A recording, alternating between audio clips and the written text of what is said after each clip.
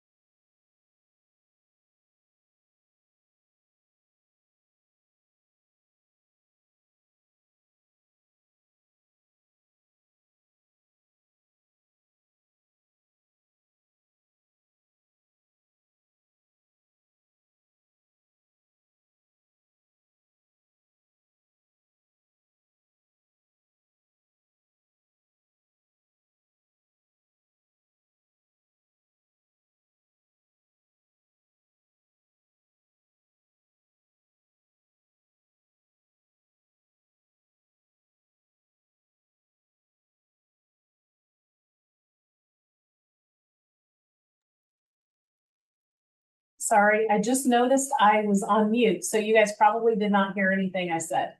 Um, so we have had one small change for today. Danielle is not going to be able to join us, but Melissa is here. Before we get into the agenda though, just some quick comments. So welcome to the November System Business and Finance meeting. For those of you who don't know me, my name is Ginger Velasquez and I'm the Executive Director for Business and Finance. Before we get started, just a few housekeeping items. And let me see. Bernadette, are you able to advance through the PowerPoint? I know we were. Yes. Okay, good. So as far as just some reminders, you have all been placed on mute. So please type any questions you have into the chat, and we do have a team that's reviewing the questions as they come in, and we will try to get to them all. But if we have some time constraints, we will be sure to review any of the unanswered questions after the meeting, and we will follow up on those as well. Also, again, we will be recording our meetings and emailing each of you a link to the recording. So if you have additional questions that come up afterwards and need to review a segment of the meeting, or if you need presenter contact information, you will have all of that as well. And finally, always feel free to reach out to me or to Stacy Balmas or Bernadette Rossmore whenever you have questions, comments, or suggestions. We're all here to serve you and assist in resolving any issues you may have. And our contact information is on the last slide of the presentation, so you can reference that at any time.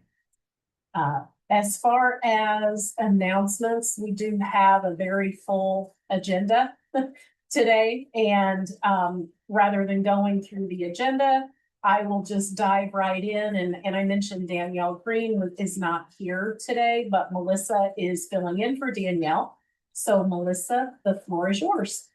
Good afternoon, everybody. Thank you for letting me fill in for Danielle today. So there's not too many updates from the procurement services standpoint. Just more of a heads up that we have been working on developing a new platform to process payments to human subjects. The vendor is called Relevate.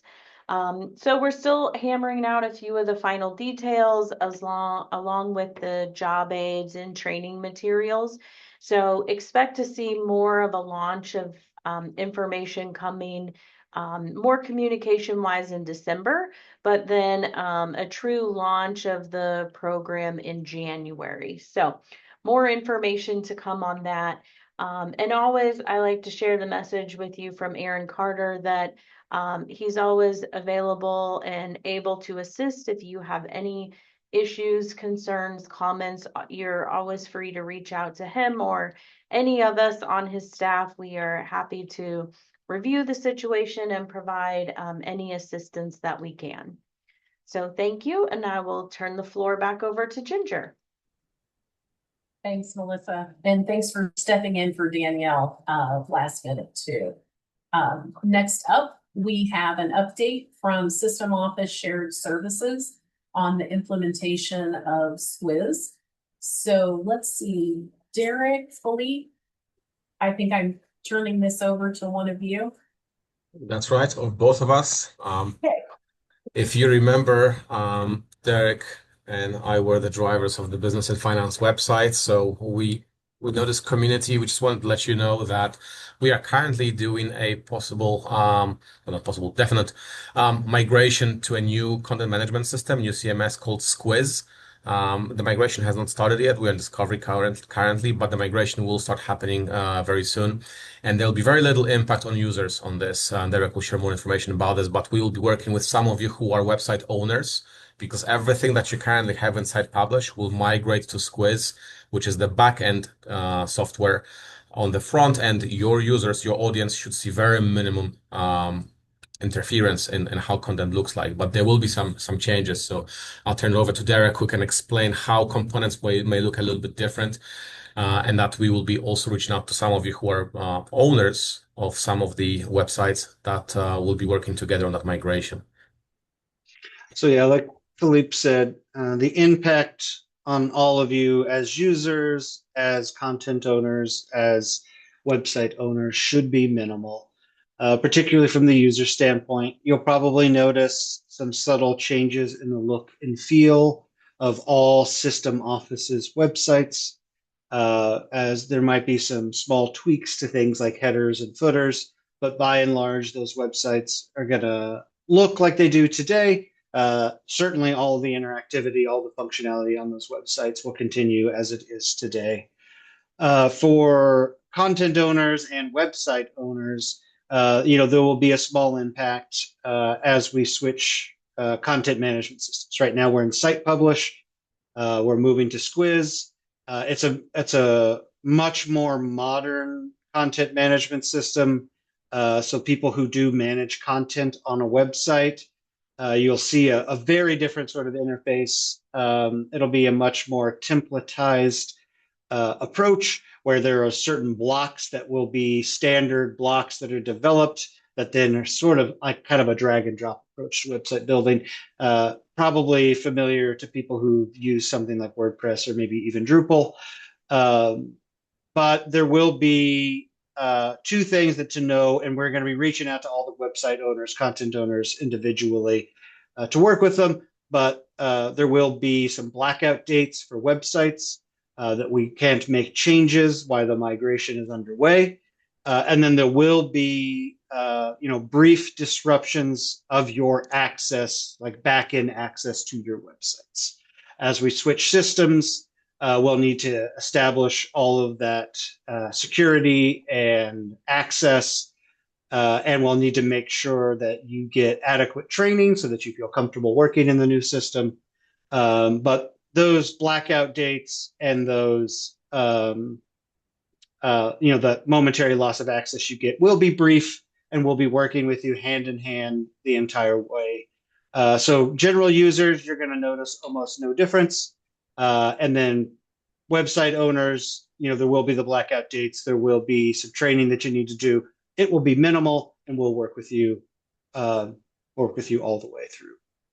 And just to clarify, this is pertaining only to system websites. This is not pertaining to websites that are hosted by UIC, UIS, or UIUC. None of these are impacted. Only system websites will be impacted. So anything that has U Illinois in the URL is what will be impacted by this.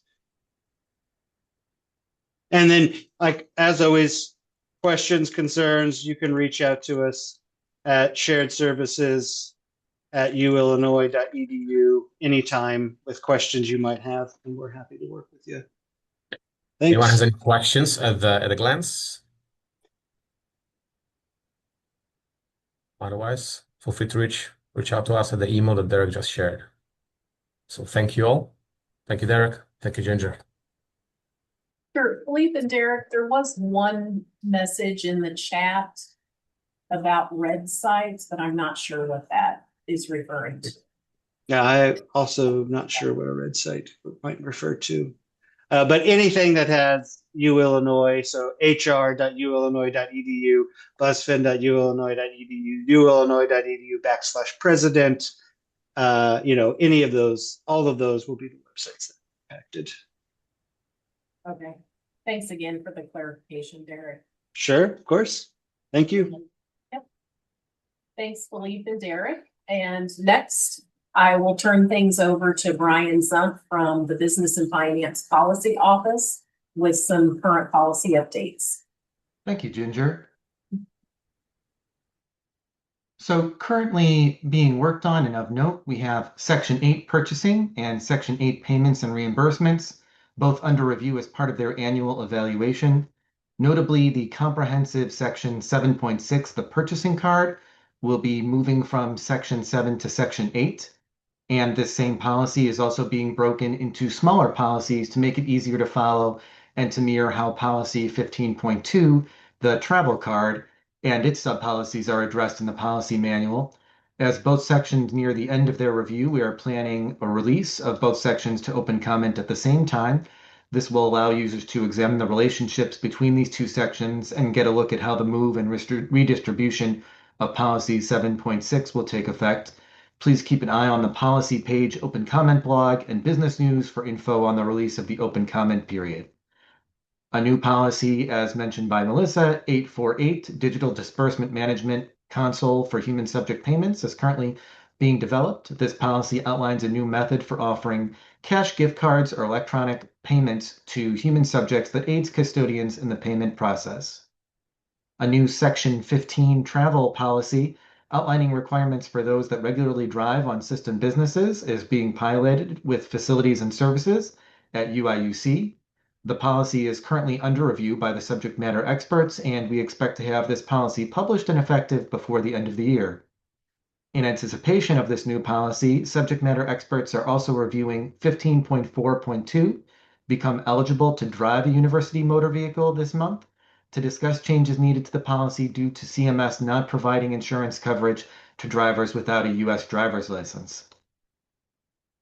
Updated recently, we have 3.1, adjust a budget, with an update removing text concerning forms no longer used by UIC, as well as 16.5, sponsored program subawards, and 16.5.4, responsibilities to monitor a subrecipient, both being updated to specify that once an invoice to a subrecipient is determined to be proper, the university will execute payment in accordance with terms and conditions of the award. And then for awards subject to the federal uniform administrative requirements, the subrecipient should be paid no later than 30 days from receipt of invoice. Additionally, references to the OMB single audit have been updated to the OMB uniform administrative requirements. In open comment, we have an identical update being proposed to two different policies. The policies involved are the additional resource for 7.2 titled Restricted Items and Purchases Requiring Special Approval, and 7.6, the University Purchasing Card.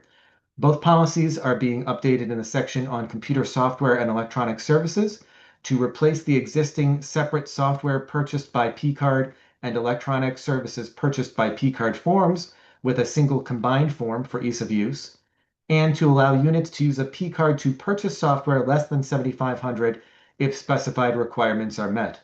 The updates are viewable at the Policy Office Open Comment blog and will remain in open comment through tomorrow, Thursday, November 20th. I'm happy at this time to answer any questions, and I'm also going to leave up our contact. This is the single contact for all members of the Policy Office. Feel free to reach out to us at any time you have a policy question. And this is Stacy. I do just want to jump in really quickly. I think I gave Brian some bad info. The open comment is actually open through end of day on Monday the 24th. So that's my fault. I'm sorry, Brian. Oh, no The link problem. is in the comment. And to address Carla's question, this is part of, you should have received an email from the purchasing offices, I think yesterday or Monday, about this. There will be a webinar. So Carla, if you don't have that, email me and I'm happy to send that to you, but that email gives you more information on it. Sorry. Thank you, everyone. Anything else for Brian on policy? No. Okay, thank you, Brian. Welcome. And up next, I am going to hand things over to Shelley Romack. And I should say Shelley and team, there's been a lot of people involved with this. But Shelley will start off the update on the motor vehicle reporting. Shelley? And I think Hello. we, Help. Right. Who's sharing? I'm sorry. yeah, Bernadette, do you have the slides or would you prefer me to? Oh, I think she might be switching it. Okay. Sure. Hi. Thanks, everyone. Thank you for having us today. We're here to discuss an upcoming motor vehicle or MVR policy. I'm Shelley Romack, the Director for the Office of Risk Management, and co-presenting with me today is Cassandra Stadaher, Assistant Director for System Human Resources, Madison Van Gunten, Assistant Director of Human Resources for Springfield, and Stacy Balmas, Associate Director of Business and Finance Business Services.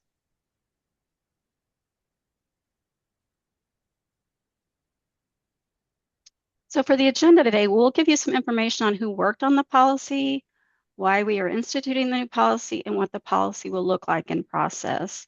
Additionally, we'll share information on the ongoing pilot program for the policy, dive into some frequently asked questions, hopefully answer any questions that you have, and then share next steps. As you can see from the slide, numerous departments were involved in creating this policy, including representation from our office, the Office of Risk Management, Human Resources at UIC, UIS, UIUC, and System, FNS representatives at all three universities, transportation representatives from all three universities, and University Council. So the biggest question is probably, why do we need this policy?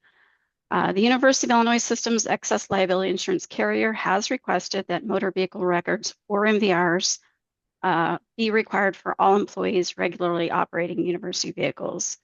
The MVR is pulled to ensure that all drivers operating university vehicles are safe drivers who will keep themselves, but especially the campus community, safe while driving on campus and on the road. The policy goes into more detail, as you can see on the next slide, that the basic definition of regularly operating or a regular driver is an employee who drives as an essential function of their job or who drives more than 10 times in a given 30-day period. A motor vehicle report, or MVR, is a report that summarizes a driver's driving history, including traffic violations, accidents, loss or suspension of driver's license, etc. I'm sorry, Bernadette, I think we got it off a little bit. Yeah, there we go. Thank you. So apologize for the small, oh, you can actually see this pretty well. As you can see, a regular driver is defined as someone who drives as regular function of their job, includes the following classifications. Automotive garage technician, a disability transportation specialist, a driver, mail messenger. A regular driver could also be someone who's a facilities and craft and trade staff, facilities project managers such as engineers, inspectors, or those going on sites for demo or renovation, those sort of things. Public safety and parking staff who are assigned a regular vehicle and are routinely patrolling. Any employee on system business driving at least 10 days in a 30-day period. An employee who drives as an essential function of their job, or an employee who is involved in an accident while driving any vehicle, including the employee's personal vehicle while on university business.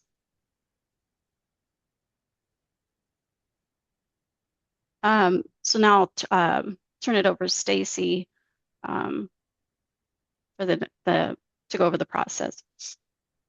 Yeah, thank you. So we'll talk about the UIC process followed by the UIS process. And for system folks who may be on the call, it's going to be something very similar.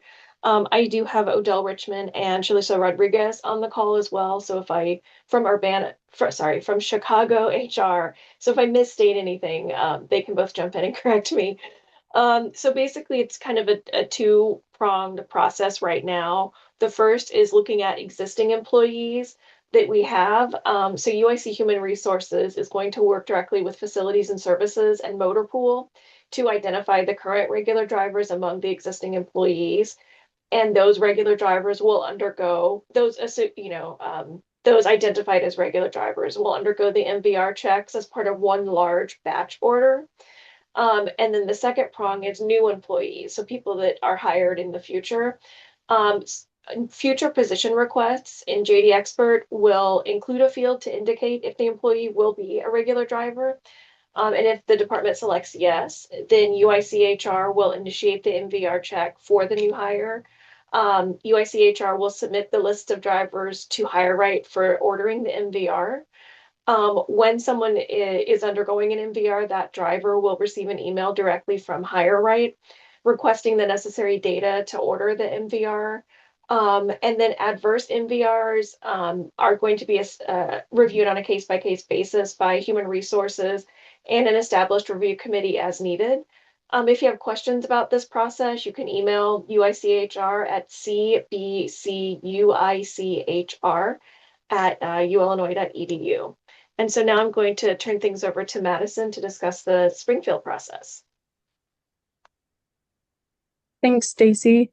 As most of you can see, the UIS process is pretty similar to the UIC process.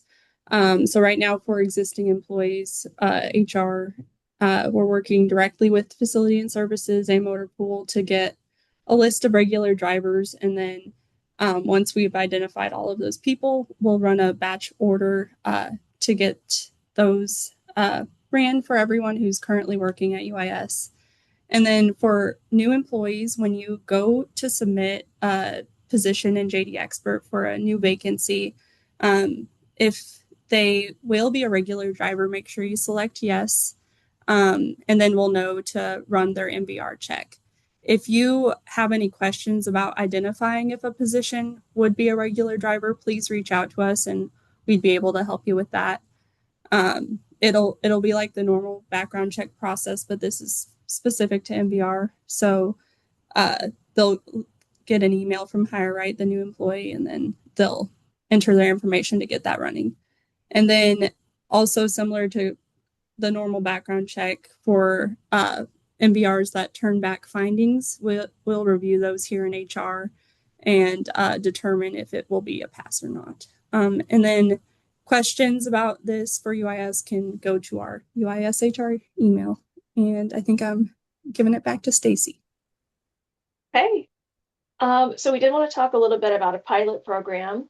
And we've had a couple questions about paying for the MVR check. I did put a quick answer in the chat, but we will talk about that a little bit later, actually in the next slide when we get to FAQs. But we did pilot this. UC, Urbana Facilities and Services, agreed to be the guinea pig for this and participate in the program to make sure that the process that the group had outlined would work efficiently before being rolled out system-wide.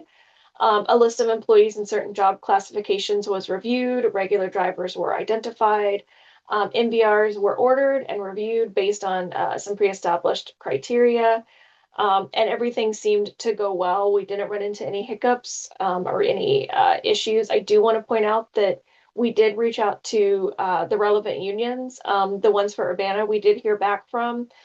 We talked to them about the policy and they were, let's see, where's my note? For FNS, we reached out to the Teamsters and IBEW, both of whom stated that this is kind of standard practice and they identified no concerns.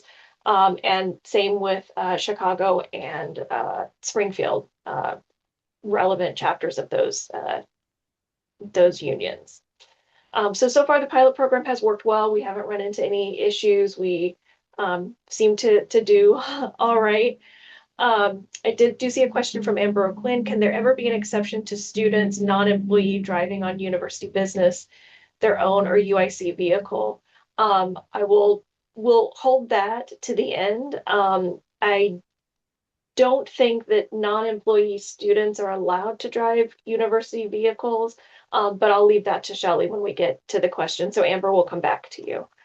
So if we can skip ahead to the next slide, we did receive lots of questions when we put this out for open comment earlier this year. And so we kind of identified what were some of the most common questions. So the first one, if Bernadette, sorry, I made this question by question. This is not easy on Bernadette. So the first one is, what is a motor vehicle report? Shelley mentioned it earlier, but it's essentially a document supplied by a consumer reporting agency containing information compiled from public records and/or various sources regarding an individual's driving history. An MVR may include information about moving violations, traffic tickets, accidents, or other driving related incidents. MVRs are commonly used by insurance companies and employers for purposes such as determining insurance rates, risks associated with an individual driving a motor vehicle, etc. The next question that we got a lot, which we got twice in, I'm so sorry, Bernadette, which we got twice already, is who pays for it. So the first big batch that we talked about when the HR offices, where we said, let's identify the current employees we have, all of those will be paid for by the system. So you won't be out of pocket at all for any of your existing employees. As you move forward and you hire new employees, that will be charged to the department that's doing the hiring. And the cost is $20 to $25, kind of give or take a couple things, but you can average around $25 for that. The next question, is this process limited to regular drivers driving only in Illinois? No. Regardless of the employee's work location, they are considered a regular driver if they meet the criteria identified in the policy. The MVR check is conducted based on the state that issued the employee's driver's license. So for example, we have extension offices all over the state, and they might be right on the border of, let's say, Indiana. So you may have an employee that lives in Indiana and drives 10 minutes to work, but in that 10 minutes they go to Illinois, but they have an Indiana driver's license. So we would run it based on Indiana. And I can't pronounce your names. If the employee had background check during new hire, there's no need for an NVR check. No, that's not correct. Background checks and NVR checks are two different checks. So they will stand, if they are a regular driver, meaning they meet one of the criteria on the slide that Shelley showed before, they will be subject to this. Okay, so next question. What constitutes a failed MVR? What if failed employees must drive as an essential function of their job? An MVR can be determined unacceptable for multiple reasons. And because of that, they'll be addressed on a case-by-case basis. So if an employee's MVR is deemed unacceptable and driving is an essential function of their job, then the department and human resources will confer on the employee's specific situation to assess next steps and if job duties can be reassigned. The very next question matches up with the one that just came in on chat. How often are MVRs reviewed? And then the question in chat is, are departments responsible for doing them annually? No, they're going to be continuously reviewed by our background check vendor. So once they're entered, that's just going to be going, annually in the background. And then if something pops up, then you'll get a notification. So hopefully it's a one-time process, unless something random changes and you need to submit a new one. But most of the time, I would say 99%, and Shelley can correct me if I'm wrong, it'll just be a one-time process. And once you submit everything and you work with the employee, that's it. So then the next question, which I think is the final one, how does a regular driver request a car from Motor Pool? What about a non-regular driver? It's kind of going to be just the same. So you would get the permission from your unit head, you'd confirm the funding's available if you're renting a Motor Pool car. You'll consult the relevant policies, 15.4.2, become eligible to drive a university motor vehicle to ensure that they're eligible. You'll look at 15.4.5 to determine when to use commercially insured motor vehicles to address whether the state of Illinois self-insured motor vehicle liability plan will cover, and if not, is a commercially insured vehicle should be used, and basically just follow the rest. What I can do is, when we presented this in Urbana, the Urbana group asked, can I just send the answers to the frequently asked questions? I'm happy to email that. If Bernadette is agreeable, I'll email this to her and she can forward it on to everyone so you can have these answers. It's just hard to fit everything on one screen. But basically, you would just go through the same process. So now we'll move on to questions. Let me scroll up to see. So Amber's question, can there ever be an exception to students, non-employee students, driving on university business, driving their own or a motor pool vehicle? I'll ask Shelley to respond to that one. Sure, and according to policy, only employees are allowed to drive university vehicles. So I think that answers part of the question. The other, if a student's driving their own vehicle on university business and they meet the definition of regular driver, then an MVR would be required. So the unit would be responsible for providing that driver information. I think I addressed both parts of that question. So then I'm just scrolling back through. So who pays? We discussed that. Amber's question, if an employee had a background check during new hire, there's no need for the MVR check, correct? And Shelley, was that correct that Yes. background checks and MVR checks are two separate things?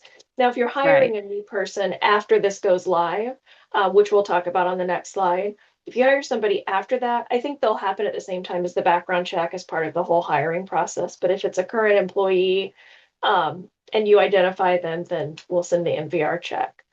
Are the departments responsible for doing the MVRs annually? We discussed that. Nope, it's just the one time and it'll continually roll through in the back. Ginger very kindly sent a link to the announcement earlier the software and electronic services form. That's previous, that's not this. And then, and I'll send the answers to the FAQs to everybody. Any other questions? So Shelley, do you want to speak to just regarding the question about students? What about student employees? That would be the same thing. If their student employees are eligible to drive and if they meet the definition of regular driver, an MVR would be required. Thanks. Mm-hmm. And you can always reach out. We have our email addresses on the last slide. So if you think of anything down the road and you want to ask us a question, reach out to any one of us. But now we'll have Shelley talk about next steps. Okay, sure. So we're going to try to review all the questions that we received, comments and feedback that we received today, as well as any of the questions that we received from the presentation we did for UIUC. If necessary, we'll make adjustments to the policy and the FAQ document. In the meantime, we do, like I said, I think a lot of the units have already been contacted with lists. But if you either haven't been contacted or you have driver employees that meet the definition of regular driver, you'll be responsible for submitting that information to HR to make sure those MVRs are ordered. We'll try to keep everyone in the loop as we roll the policy out. So keep an eye out for any additional communications. And the policy will be published no later than December 19th. It has to be in place according to our insurance carrier by the end of 2025. We've gotten multiple extensions and this is it. We have to have it done. So, and we've gotten the 19th out there as the date before the break. So thank you again for your time this afternoon. If you have any questions about the policy, like Stacey said, our contact information is at the end. Don't hesitate to reach out to any of us. And if the person you contact doesn't have the answer, somebody else does. So. And Bernadette, if you can go to the next slide, I think that's all of our contact info. So, and I think everybody gets this. Ginger, everyone gets the slides, right? So they'll have this contact information. Correct. Okay, perfect. All right. And so if you think of anything else, reach out to any one of us. And like I said, I'll send the answers to the FAQs to Bernadette after this meeting to share with everybody. So you've got all of those answers. All right. Thank you for your time. Thanks, everyone.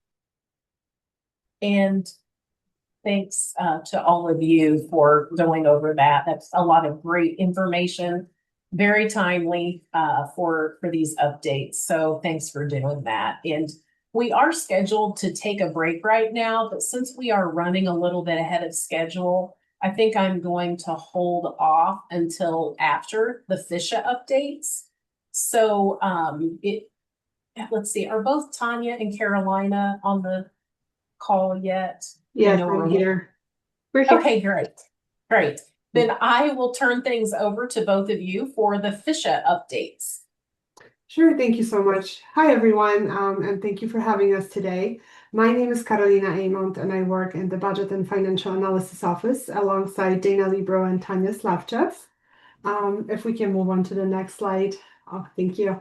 As some of you may know already, that we're in the full swing of the FISHA season, and the Fiscal Control and Internal Auditing Act is a state-mandated requirement that helps us ensure strong internal controls and financial accountability across all of our state agencies, making an important annual obligation for all of our units. This is the process that we complete every single year, and it is very important that it is done with the careful attention to the detail. The FISHA questionnaire includes 3 main sections. It focuses on asset management, financial management, as well as transactions and general controls, covering a total of 32 questions, a lot of questions. In the BFA office, we review every comment that units provide and compile all the responses we receive into a final report that it is shared with the Chancellor and the President. Can we have the next slide, please? Fantastic. Who completes FISHA certification? Well, the certification must be completed for every unit with a 3-digit department code, but in some cases, it may be actually done at the 6-digit level, depending on the need. The certification should be completed by someone who is familiar with the unit's business processes and then reviewed and approved by the individual who holds fiscal responsibility for the unit. To maintain proper internal controls, the person submitting the certification and the person approving it must be 2 different individuals. Next slide, please. In terms of FISHA timeline, well, in October, all of our units should have completed the role review and the FISHA application to ensure that the appropriate roles were already assigned. If you were assigned FISHA role, you should have received an email indicating the action was required. If you have not received such an email, then no further action is needed on your part. Next, between November 3rd and December 5th, all units and colleges must complete the FISHA questionnaire. And by January 9th, colleges and administrative units are required to upload their certification memos into the FISHA system so they can then be reviewed by our Office of Business and Financial Analysis. Can we have the next slide, please? Thank you. The next 2 slides will provide a detailed timeline for the FY26 FISHA process for UIC and UIS only, outlining the key steps and deadlines that all units and colleges must follow to ensure timely and accurate completion of the required certification. Next slide.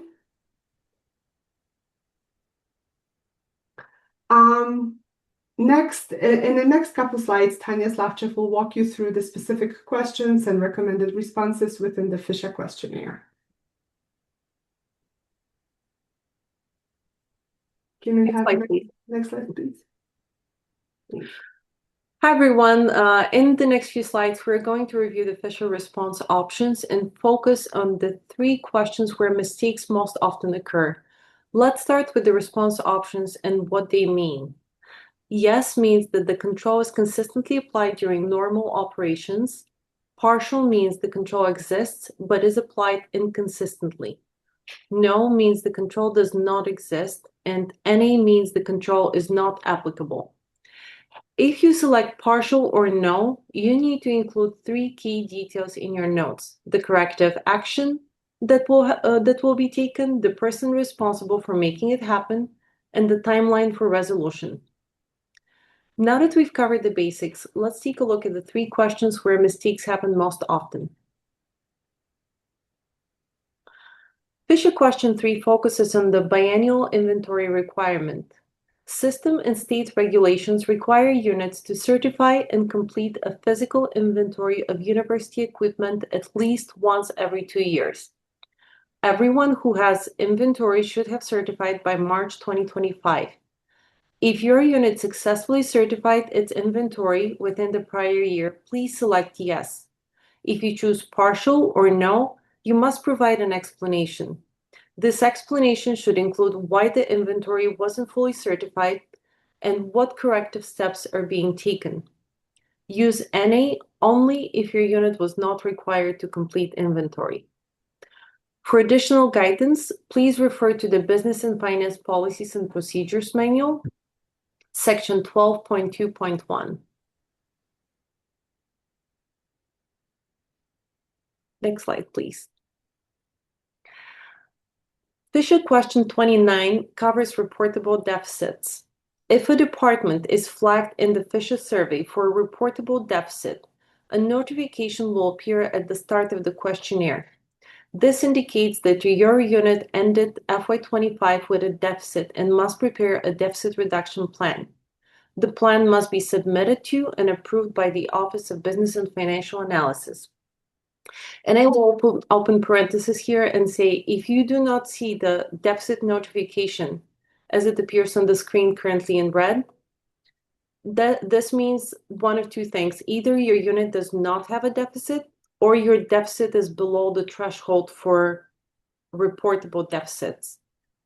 And you don't need to prepare a deficit reduction plan in those cases. Next slide, please. Let's review the available responses for question 9 and what each option means. There are 3 possible responses. Yes means your deficit elimination plan was submitted and approved by BFA for FY25. No means either no plan was submitted or the plan was submitted but not approved. NA means no plan was required for FY25. Although partial option appears in the FSHA system, it is not permitted response for this question. And again, we'll reiterate, for yes and no responses, you must include a brief narrative explaining the action, identify a responsible individual, and provide a timeline for resolution. Next slide, please. FSHA question 21 covers audits. If your department had an internal audit between October 1st, 2024 and September 30th, 2025, a red audit notification will appear at the top of your FSHA survey. Remember, audit-related issues can impact multiple questions, so responses must be consistent and accurate across the FSHA form. Next slide, please. When answering question 21, your responses should reflect the current status of audit findings. Select yes if all audit findings have been corrected. Choose partial if some but not all audit findings have been addressed. Select no if audit findings remain unresolved, and NA if your unit had no findings. For yes, partial, and no responses, please include a brief narrative describing the corrective actions, the responsible individual, and the timeline for resolution.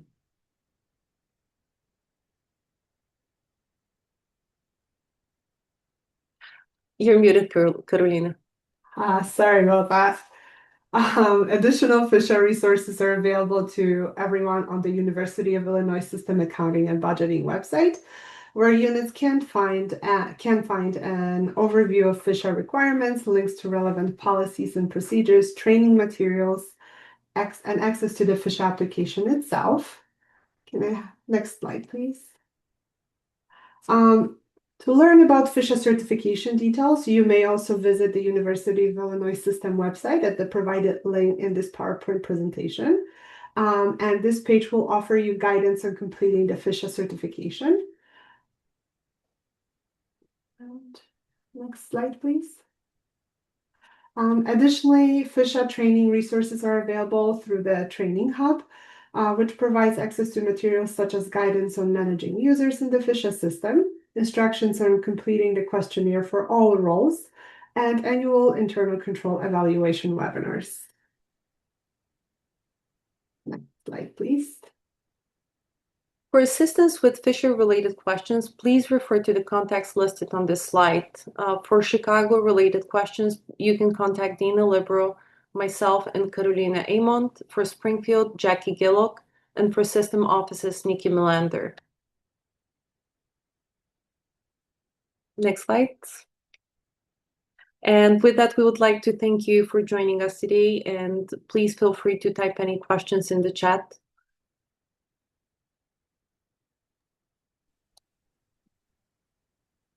Any questions regarding the FISHA updates? I'm not seeing anything right now, but if anything come in, we may catch you before the end of the meeting. So, okay, thank you Sounds both. great. Thank you both for that presentation, very timely and very informative. So we are going to now take our short 5-minute break. So we will start, let's see, at about 1:53. So 5 minutes.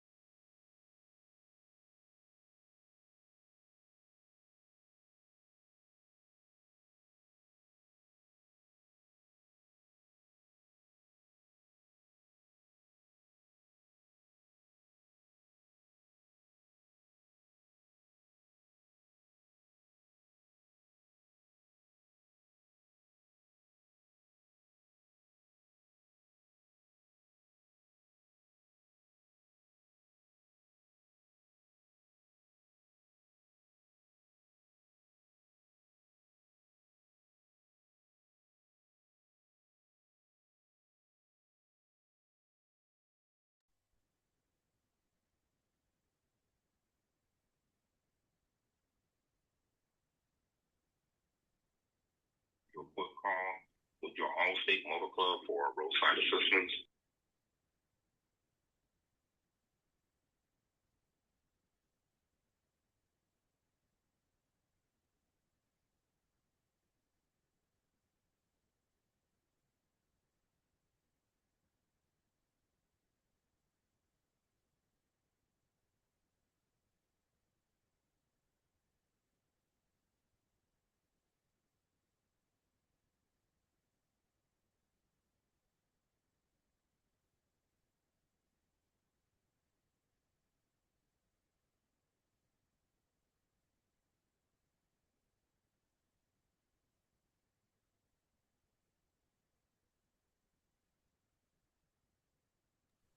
Hello. I'm sorry about that.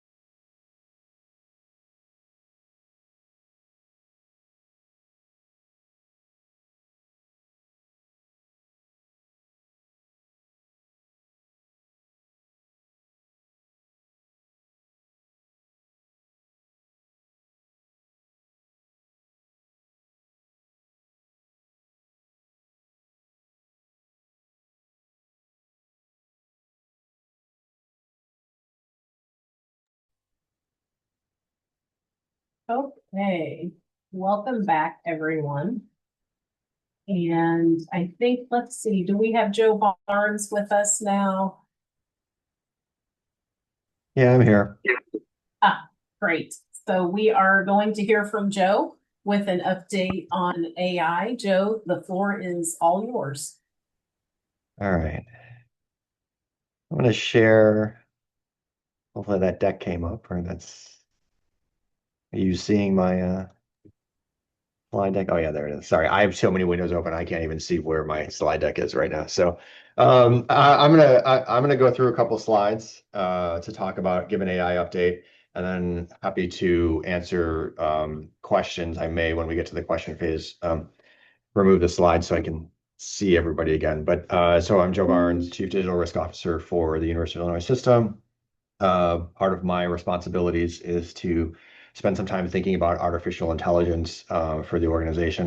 My disclaimer is obviously this is a huge topic that changes every 3.5 seconds, and there's a lot of activities going on. So I'm going to give you an update today. I'm going to try to give you a little bit of some perspective of where we've sort of been on this AI journey. When I say we, I mean the system, but I just also mean the general world, where I sort of think it's going and how this informs some of the things that we're doing. Then I'll talk a little bit specifically about some of the tools and capabilities that are currently available for use across the system, and we'll go from there. So I think if you've seen me give a presentation on artificial intelligence before, odds are you've seen a slide like this where I talk about what is generative AI. So I think it's just a good reminder that artificial intelligence has been around since the 1950s, 1960s, depending on what you look at from a field of study standpoint. And we've been using artificial intelligence as a technology for a long time in a lot of different capabilities that the people are aware of and that aren't. And the example of artificial intelligence that I think a lot of us benefit from that most people don't think about it in the university setting is all of the email that you get from the outside world, right? From somebody outside of our institution. If you feel like you get a lot of email, I can generally say that 90 to 95% of the email that gets sent to you never makes it to you because of our security tools and the filtering that happens related to those messages because they're malicious or they're junk or they're garbage or those sort of things. And a lot of that work is done through artificial intelligence and looking at those messages and figuring out what to do and what to drop. So AI has been around forever. Generative AI has basically been out for the last 3 years when OpenAI announced ChatGPT 3.5. And really, it just entered a new division of artificial intelligence, which was artificial intelligence that could start to make things, whether it was music, movies, text, programming code, anything that's generated becomes generative AI. So that's the definition. And I think we all know 3 years into it, there's a lot of different technologies out there, a lot of different players in the space: OpenAI, Microsoft, Google, Facebook, and thousands of others that are competing in this space. What I think has changed over the last 3 years is the name. I think now you see the word artificial intelligence more generically used in general, whether it's really generative AI or whether it's a form of artificial intelligence.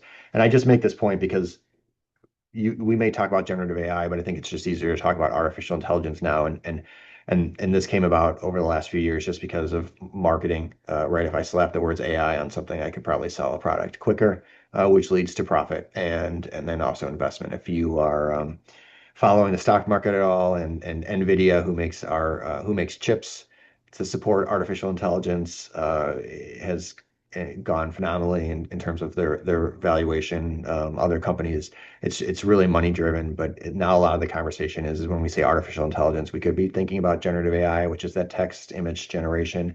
But we could also just be talking about machine learning, which is that fraud detection and recommendations. That was my example back to how we look at email and filter out email. We can think about things like computer vision, medical imaging, facial recognition.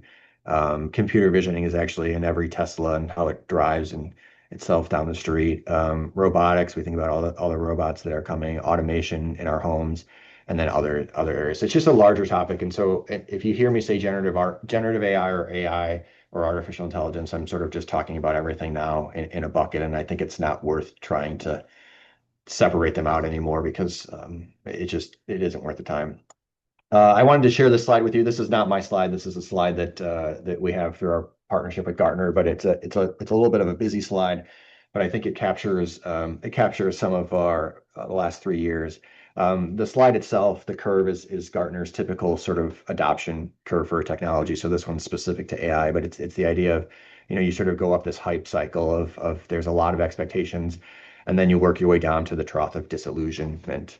And you spend some time there being disillusioned, and then finally you come out of the trough and you figure out what to use the technology for. This is a pretty standard curve that Gartner uses for a lot of different technologies or other platforms. But what's interesting here is sort of, if you look at that first blue dot on the curve, that was when in 2023 when OpenAI released ChatGPT 3.5, and everyone was that the expectation was through the roof, right? This is going to cure cancer. We're going to do all these great things. Or on the flip side, we were going to, it's the end of the world, Terminator rising up, everything that we saw in 1980s and sci-fi movies was going to come true.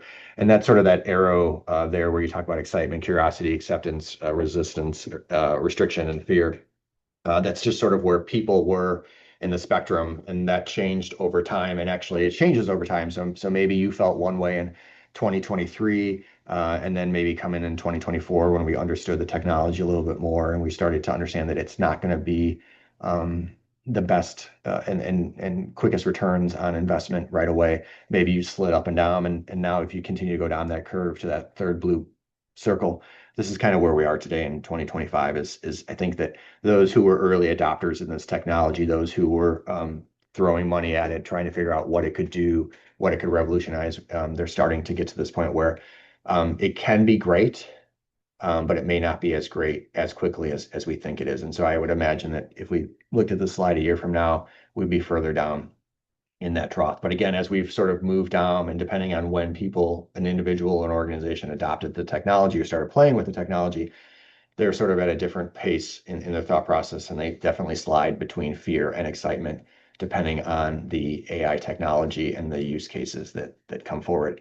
The last dot that I added, this is not a Gartner dot, this is a Joe dot, but that green circle, that right now is where all our vendors are. Every one of our vendors who's selling an AI product out there, not our vendors, just any vendor in the market space who's selling an AI product, believes we've already made it to the plateau of productivity. You buy my thing and great things will happen. Just give me your money. Very few products are at that point. But again, I think this is just helpful to understand kind of where we are. Again, this is true for almost any technology that's rolled out over the last few decades. I think what's different about artificial intelligence is that it was so public and everybody could use it and try to use it in the public. Where if I look back 10 or 15 years ago and I think about the cloud, and I think about how in a technology standpoint we thought about adopting the cloud and what exactly is the cloud and what does that mean? What does it mean to take our IT infrastructure that we usually have, on location and move it to a third party, and what does that do for us? And a lot of those conversations about, is it good, is it bad? We shouldn't do it. We should do it. We should do it here. We should not do it here. Boy, we made a mistake doing that. Let's change our approach. Those conversations typically happened in a smaller group of people. It was just as frustrating and it was just as challenging of a conversation, but it happened in a smaller audience. Whereas this conversation with AI is happening with everyone at once, which is interesting. Let's see, I want to make sure. Oh, I left a slide out. So I guess they're missing a slide. Before I jump into the tools, I guess the one thing I would also tell you to think about is the way that we're thinking about artificial intelligence and the use within the university, which I think is a good way to think about it, is it's more use case driven. So when we talk about using a tool, we think about buying a tool, we think about building a tool, whatever it is. The conversations that start with, hey, I found this great AI thing, I think we should use it for X, don't tend to have the best outcomes. The better outcomes tend to be, I have a problem doing X, Y, and Z, or I'd like to increase efficiency doing this. How can I use artificial intelligence to maybe support that process? And so having sort of a use case focus is a better approach, being able to measure what success looks like, whether it's efficiency in time, whether it's dollar savings. And then the other thing, when we think about use cases and AI technology, we think about there's AI that's integrated into platforms that are it's just an extension of a tool. And then there's AI that stands on its own. Good examples of AI that stand on its own are the chatbots, OpenAI's ChatGPT, Claude, Microsoft's Copilot, that when you're engaging in a conversation, whether you're typing or writing, that's a sort of standalone AI. Whereas if you think about Microsoft Office suite, Word, Excel, PowerPoint, that whole suite, and then layering Copilot on top of that, that's an integrated approach. So we think about those, and then we think about the data that we're going to put into it. Do we have that data? Is it easily available? Is the data quality clean? If we're putting data into an AI and it's not clean and it's not understandable, all AI is going to do is amplify the garbage, and you're going to get results out that are something to not be trusted. So how much effort and time has to go into making sure the data is a good quality? What does it take to integrate that data into the AI? What does it take to get that data out of the AI? And it becomes a much longer conversation around supporting that as a service than it is just taking an AI technology, throwing data at it, and then having magic occur. And moments later, you have some sort of data. I want to share this slide. So this slide here, this is there's these the web URLs underneath it are where the sources of information came from. But if you were to go and look at the central IT units across the 3 universities, these are what are currently supported in a university or enterprise manner. What does that mean? It means that we went out and negotiated a contract, right, for these products. We either had a contract and we made amendments to it, but then we also reviewed these products from a cybersecurity standpoint. We review all products that are university-wide from a cybersecurity standpoint to understand what security controls are in place to protect our data. How can we pull the data back out of the systems? What happens when we terminate our agreements with the individuals? Who has access to data, when and why? Those sort of things. And so these products here that are listed were pulled actually probably 2 weeks ago from the websites. I don't think they've been updated since, but this will give you an idea of what's currently being offered by each of the universities. The items in bold are just common across the organization. So the universities have an Adobe Creative Cloud.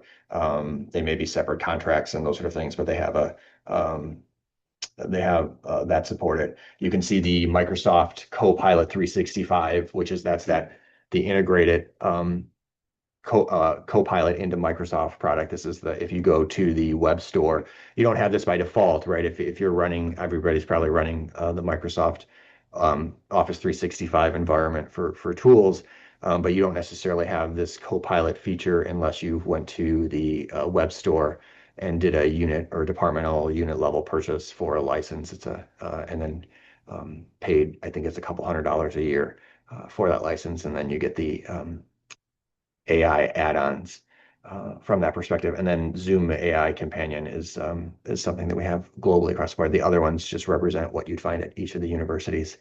Again, when I think about these, most of these, the Adobe Cloud, the LinkedIn Learning, the Microsoft Copilot 365, the Zoom AI, the Canvas AI, a lot of these of Grammarly, Box AI, 90% of this, probably the Blackboard Ultra, it's all artificial intelligence being integrated into a platform, into an existing technology. I think this is the trend we're going to see moving forward. I think some of these standalone AIs may provide value by themselves. They may get integrated. The examples of the standalones that we have here is the Microsoft Copilot with data protection that Urbana has and Springfield have is that standalone. I'm going to copilot.microsoft.com, or I'm in Microsoft Teams and there's a little Copilot agent, and I ask the Copilot, I ask a question, and I start to create content. That's what that is. And then recently on the list here, at least for Urbana, I think I'm not even sure that the public announcements have been too widely communicated yet, but ChatGPT, we do have a academic license now for ChatGPT from OpenAI, with the same idea that you can go to the web store and basically purchase an annual license for this. And it's just like using the ChatGPT services from OpenAI, except that it's got contractual terms around it, and it's got some other controls in place. I'll note that Chicago UIC is, I know they're working on a ChatGPT offering as well. It's a little bit behind Urbana's offering simply because Urbana started before Chicago did in that space. So that's there. I see there's a message. What's the difference between Copilot 365 and Copilot with data protection? So first of all, I have to say it's wonderful that Microsoft and their naming conventions. Prior to this presentation, I think Microsoft Copilot had 5 different names that changed every 3 months. So you can imagine how fun it was to talk about this thing. And then you're like, wait, does that exist anymore? What does it look like? So Microsoft right now, today, they refer to all their generative AI technology / AI technology that they're selling as Copilot. So the product is Copilot. And what the difference is the underlying technology is very much the same. It's just how they're kind of bundling it with different products and making different offerings. So the Copilot 365 is what used to be referred to as Microsoft Office 365.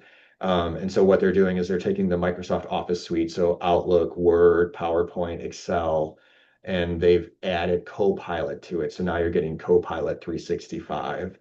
So that's really integrated into the technology. So the idea is, right, you're in, for example, you're in Microsoft Excel and you're trying to figure out a formula that you need help with, and you could use ChatGPT to say, hey, help me figure out this formula, right? And it does it for you. The Copilot with data protection, it is Copilot. It's the same sort of AI technology, but it's not integrated into Microsoft. So that's where if you went to, for any one of the universities, if you went to Copilot, I think it's copilot.microsoft.com. If you went to open up a web page, or inside of Teams, if you open up Teams and you're logged into your university account with Teams, you'll see all the people you're having conversations with, and at the top of it, there's a Copilot icon. And if you click on that, you essentially can have a conversation with the generative AI. And so that's the model where you're asking it questions, having it generate content for you, and they add it with data protection on it because it's there's a version of Copilot that if you were using personally, weren't using your university account, but went to Microsoft's webpage, logged in with your Microsoft account, that doesn't necessarily have the same data protections as we have. And because of, again, contractually, we set this up to make sure that the data that you share into it, some of the things that we look for when we talk about AI is if you share data into the generative AI, is the model itself able to read that data and learn from it? So generally speaking, when we go into any engagement with artificial intelligence, we don't want our models to learn. We don't want other people's models to learn from that data. And so those are one of the things that we look for. And then we also want to make sure that the data is isolated, not necessarily commingled in other areas. So that's what Copilot with data protection is. I know it's great that they're all called the same, and I'm sure 3 years from now they'll be called something different. And then I think 6 years from now, they won't even be called out in distinct data. It'll just be assumed that it's in the product. Do you have an appropriate date for the UIC ChatGPT? I do not. I think that Bill, I know it's in contract review right now, and I know I know Chicago was looking to add it's similar contracting terms, and they were trying to add the appropriate agreements to handle health data as well. I can certainly inquire about that for sure, but I would say that timing wise, we're talking month. We're not talking more than month or month, depending on the holidays. I don't think we're that far behind. So Microsoft 365 Premium. Oh, bring your own AI is discouraged. Is that correct? Yeah. So I think so this is what's challenging about this. I think for university, if you're talking about generative AI use within the university, and you want to use it for different levels of data classification, right? We have 4 levels of data classification. We have public, internal, sensitive, and high risk. And the best way to think of sensitive is sort of FERPA data. High risk is sort of health or other compliance data. Internal is information that doesn't necessarily have a compliance requirement around it. So I think when we're talking about using this for university, my recommendation is always go back to those web pages here, look to see what's being offered. If it's not clear about what data level has been approved for those different offerings, ask the central IT groups. Don't assume that just if it remains silent that you can use it for all sort of data types. The way that I look at it is if I don't understand how the data is being used in any sort of AI, I'm only putting in information that's public. I'm never really dropping in any personal information from that perspective because I just don't understand what the tool is doing. So when I think about that for a university, you definitely want to use the offerings. When you're looking at sort of the 365 premium, bring your own AI is discouraged. It is from a university perspective. I think that, from a personal perspective, that's sort of your own decision. I do think that there are some AIs that I know that people are experimenting with. We're definitely encouraging experimentation with AI that may not be, on the supported list. It takes time to get to the supported list, right? And in reality, you're not going to have everything that you can put on the supported list because there's thousands of AIs out there. But if you're playing with something, I would encourage you to, again, use publicly available information. Don't use real names. Don't put in any information that you think is sensitive, and be able to use the AI to sort of see if it provides value. I think the one common thing I would say about AI, if you asked me 3 years ago, if you ask me today, and you ask me 5 years from now, there's a lot of promise that AI will become efficient and, cut humans out of the loop, and maybe we're all on a beach sipping Mai Tais, or maybe we're all unemployed. I don't know. It's one of those sort of areas. But I think what's true is that early on in these, there's a need for a lot of AI, humans being involved in the AI, just to validate. Trusting the AI will take time. What it outputs is not always right. It talks about hallucinating. It's just flat out lying or incorrect sometimes. So there's a lot of heavy involvement. I think over time that'll get better in certain areas. In certain use cases will happen quicker than others. But so I would sort of make sure you always stay involved, limit the data that you put in that place. Let's see. One particular obstacle is on the semi-annual enterprise channel. Copilot is not offered. Oh, I'm not sure. So the obstacle is that what is that it's only semi, or that it's annual versus semi-annual? Is that the concern or roadblock that you can only buy it as a year-long license?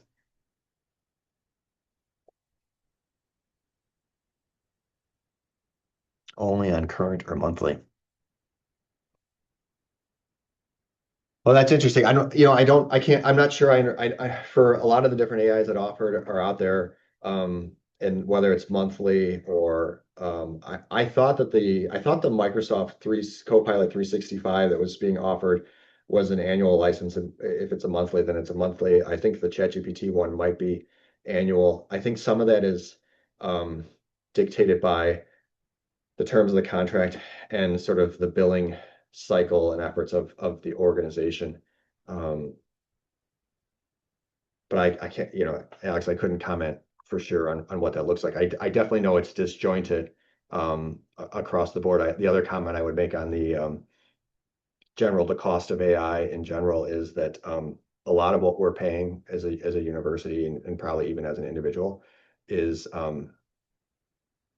cheaper than what AI really costs. I think as an industry, there's so much excitement to get people to adopt the use of AI that it's being subsidized by the major tech industries. And so there is this sort of concern that as people use it more and become dependent on it more, the price tag will go up, whether it's monthly or annually, will go up significantly. I'm not sure that's true or not, right? But that is a concern. Are there plans to have generative AI programs for student use? Generative AI programs for student use. If the question I understand correctly is the idea of offering generative AI programs or for students to use, like ChatGPT. I'm not sure that there is. I'm sure that, honestly, I'm not even sure if the ChatGPT one from Urbana is available to students. I'd have to look at that. I'm not aware of any specific efforts right now to put AI products from an enterprise perspective in the students' hands. I know that some faculty are offering AI and using AI in some of their classes, and so there's exposure there. I know at the same spectrum that some faculty don't want exposure to generative AI from that perspective, but I'll have to look into that one, write that one down.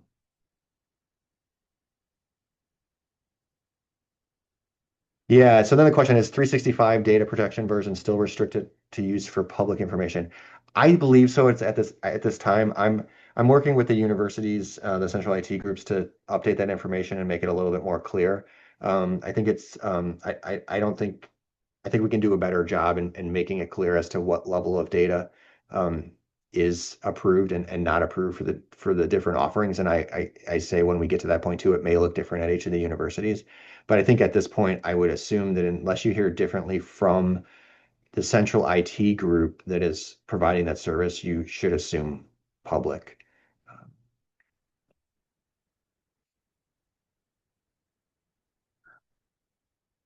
Let's see.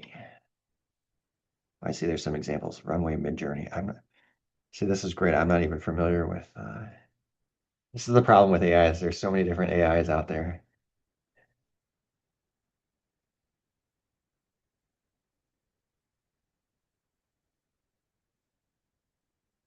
Yeah, I think I think this is part of the I make a joke about I have to say the words AI 10 times a day or else I don't get paid from the university. And at times it's a great conversation to have, and at times it becomes a sort of overwhelming conversation because there's so many different areas to go through. And so I think the question around, what are we using in different spaces? This is part of why as an institution we want to sort of encourage responsible experimentation, whether we're on the sort of administrative side of the house, whether on the faculty side or the research side of the house. Those are happening across the organization, but it's the idea of, okay, once you experiment and understand that it might work, what does it take to scale something up to be an offering that, is offered to a class, a unit, a university, system-wide. I also get a little bit concerned about if we were to have this conversation a year from now or 2 years from now, and I was to show you the slide that's up here, how long this list is, and which can be good, but the more things that we support, it just introduces complexity and how many AIs do you need to have? And I think this is interesting if you've used different chat clients like ChatGPT, Copilot, Claude, and Gemini are the top ones that I would just reference. If you were to go and ask them the same question and then sort of follow up conversations with them, you will find that they give you different answers and sometimes wildly different answers. You will find that some of them are more than happy to violate copyright law for you, or others will not. It's a very interesting experiment.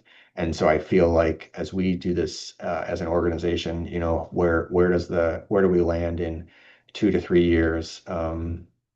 What does that look like? I think it'll look different than where we are today. But I think this is where we are today. I will say I'm going to go to my last slide here.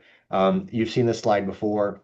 I'll make sure you have this deck. I can't share the Gartner slide necessarily from a licensing standpoint, but I'll make sure you have the rest of the deck. And this is something that I've shared quite a bit. These are a lot of different resources that are out there. We updated it November of this year. The links 2, 3, and 4 on that list are the same links to those central IT groups that we have going. But I'll stop because Ginger came on, which means that she's about ready to get the hook out or the gong or whatever you do in this meeting to make people stop talking. No, thank you, Joe. This has just been so helpful, and I am so glad that you were able to join us.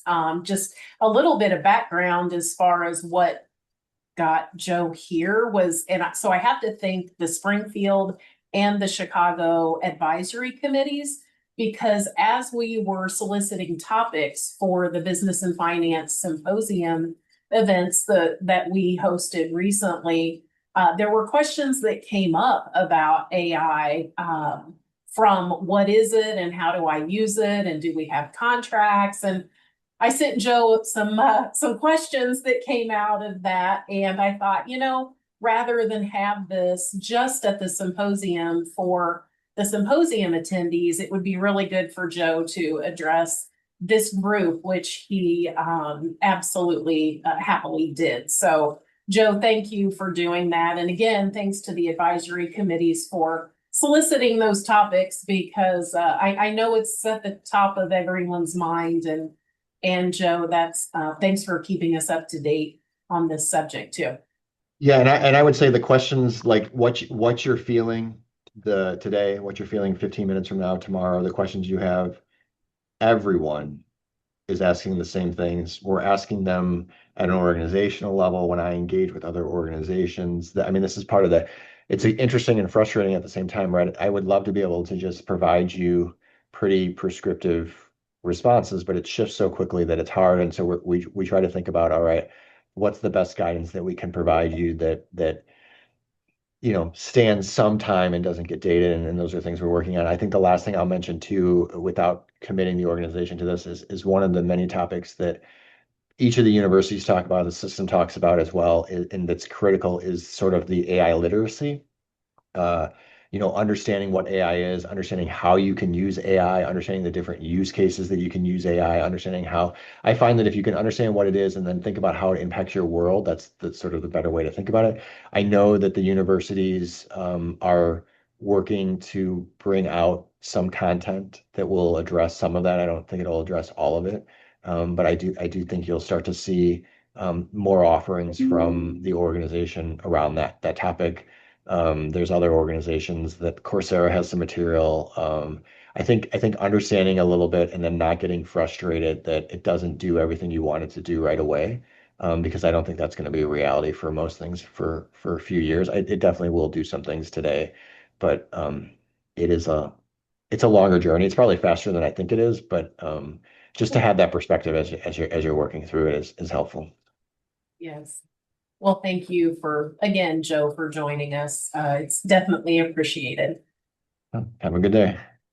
You too. So next up is Regina Harden with an update on My UI Financials. Regina? Good afternoon. Let me get my PowerPoint up here. Just a second.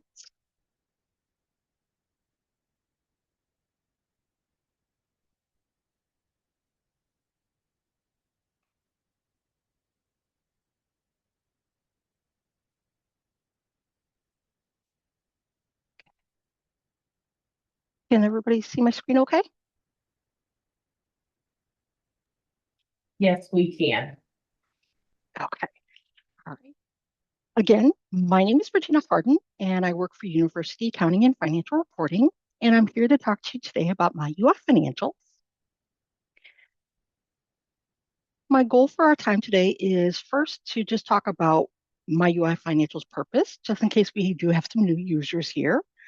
I'm also going to talk about the enhancements that we've made to My UI Financials, which was only possible through the My UI Financials Advisory Committee. Then I'm also going to give you an update on our FPM dashboard.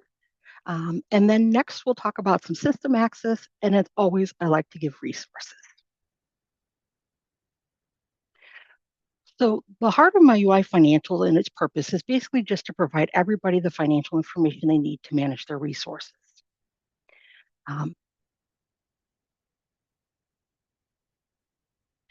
So next, we'll talk about just some of the enhancements that were done. Like I said, they are all possible just because of the My UI Financial Advisory Committee, who worked tirelessly to make sure that we keep this application relevant for all users.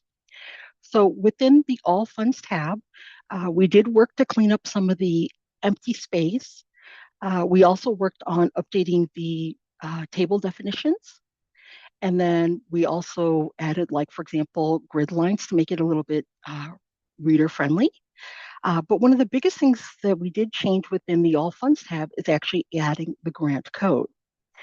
Now, I do want to make sure that everybody does understand that the grant code will only represent a portion of the activity that is happening with that grant, because there could be other fund codes tied to that grant. So as always, we do want people to know that you do need to go look at that specific grant to get a full scope of the financial picture. Now, in the next tab, the self-supporting and service plan tab, we did do some of the same things. Again, updating the table definitions, again, adding the grid lines so that, it looks nice and pretty. So we will continue to work with the advisory committee to make changes to the system, to enhance the use. So if anybody does have any questions about that, feel free to let me know. Next, I wanted to just talk about giving you an update to the FPPM dashboard, or the Finance Process Performance Measures. We are currently working on our second iteration, where we are looking to bring payroll data in. We are looking to finalize that. And again, you will receive an announcement once that has been put into production. And then I also do want to let you know that we are working on our third iteration, which will actually include mBurst data or Chrome River. We are currently working with that team to work on that. So again, once we have something, I will come back and share that and also send out announcements. Did anybody have any questions about that at this time?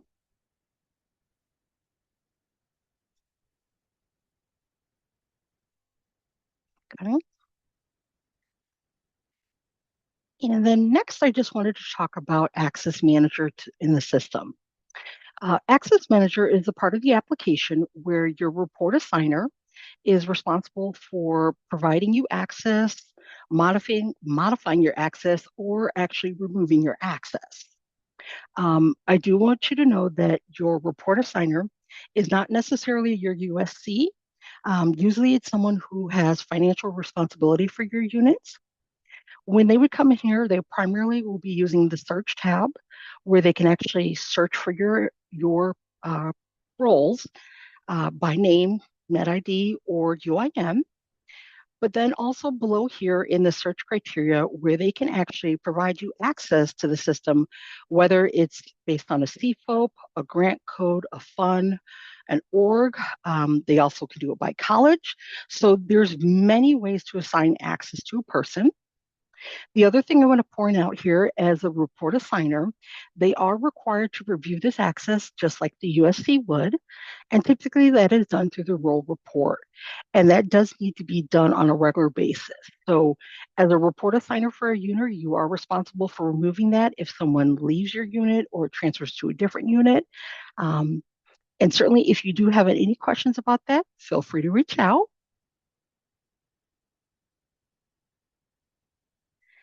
And then the next thing I want to talk about is just our resources.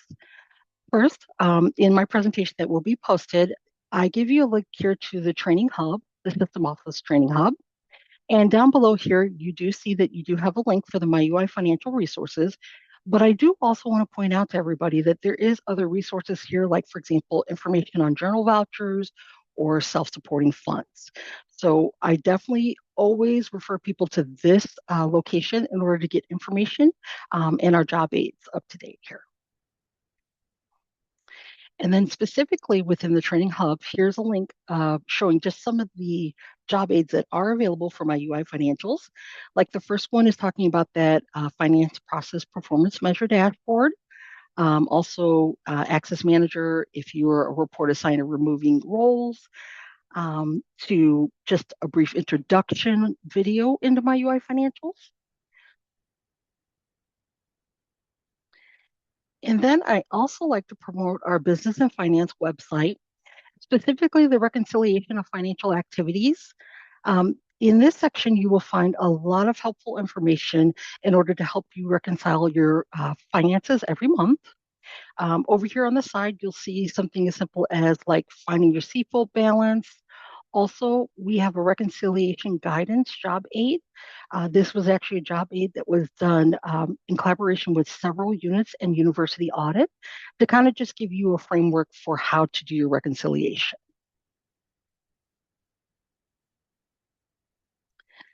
So as always, you feel free to email myuifinancials@uillinois.edu with any questions you might have, or to even request one-on-one training. Again, giving you those links to the Training Hub for the MyUI Financial Resources. And again, just pointing out again the things that you could find in the Business Finance website at the reconciliation, where, like I said, you can find your CFO balance, the month and closing schedule, and then reconciliation reports. I would like to thank everybody for letting me present to you again on MyUI Financials. Feel free to contact me or my associates at myuifinancials@uillinois.edu, or I provided my personal information there also. Thank you. And if you have any questions, feel free to reach out. Thank you. Thanks, Regina. I'm not seeing right now anything in the chat.